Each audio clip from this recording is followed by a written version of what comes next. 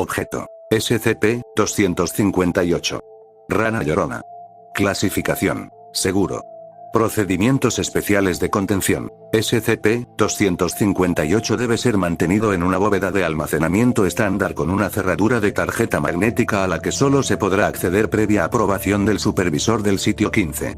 258 debe almacenarse en una cuenca de 2 metros por 2 metros, que debe ser vaciada 2 veces a la semana por personal clase D autorizado. Todo el personal que interactúe con 258 deberá ser rotado no menos de 2 veces al mes. Si bien el uso de 258 no es directamente dañino, todos los que lo han utilizado han expresado deseos de hacerlo de nuevo, que van desde lo melancólico hasta lo vehemente. Todo el personal que interactúe con 258 debe ser examinado para detectar inestabilidad mental subyacente. Después del incidente 258-1, el personal de limpieza debe utilizar traje contra materiales peligrosos mientras interactúa con 258. Descripción. SCP-258 fue recuperado en Maine, Estados Unidos, después de que los padres de los niños de la escuela local reportaron que las historias acerca de una triste rana saltarina que sus hijos habían estado difundiendo eran verdaderas. El agente confirmó la naturaleza del objeto y este fue reemplazado por personal de la fundación sin incidentes.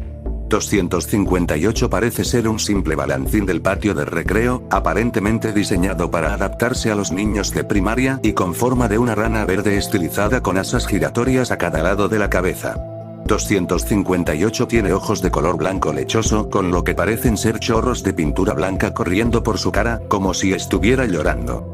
Se han hecho numerosos intentos para eliminar esta sustancia de 258. La pintura verde se desprende con las técnicas de eliminación de pintura normales, pero la sustancia blanca, en lo sucesivo designada SCP-258-1, no ha podido ser eliminada por estos medios. Solo se desvanece con el tiempo, observándose que depende de varios factores, incluyendo el tiempo que se utilice y el nivel de la carga emocional aliviada.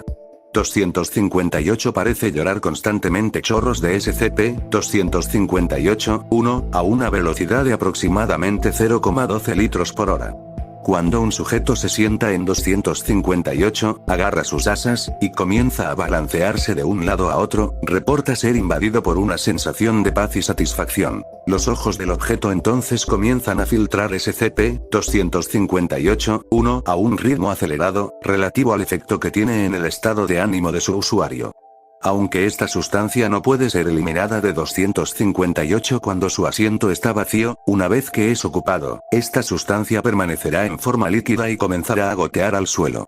Las pruebas posteriores de este material han determinado que es una mezcla de pintura blanca, lágrimas humanas y secreciones cutáneas de la rana toro.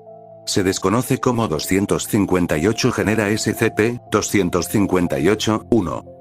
El efecto directo del uso de 258 solo dura mientras el sujeto permanezca sentado, aunque varios sujetos que sufren síntomas de depresión crónica han reportado un efecto positivo duradero, como resultado de cierta introspección que obtuvieron al montar a 258. El uso repetido de 258 por un sujeto ha demostrado ser ligeramente adictivo, por esto el agente tuvo que ser contenido a la fuerza antes de recuperar el autocontrol. Se desconocen los efectos de permitir el acceso de sujetos mentalmente inestables a 258, a la espera de nuevas pruebas, aunque es probable que cualquier sujeto que sufra síntomas depresivos graves provoque que 258 produzca cantidades incontrolables de SCP-258-1. Anexo 258-1. Después de que D-3354 se suicidara a raíz del contacto directo con SCP-258-1 en repetidas ocasiones, se volvieron a examinar los efectos de esta sustancia. Parece ser que el contacto continuo de la piel con el fluido transfieren algunas de las emociones suprimidas por los sujetos mientras usan este SCP, por consiguiente el usuario anterior fue reevaluado, revelando que se estaba recuperando de datos borrados.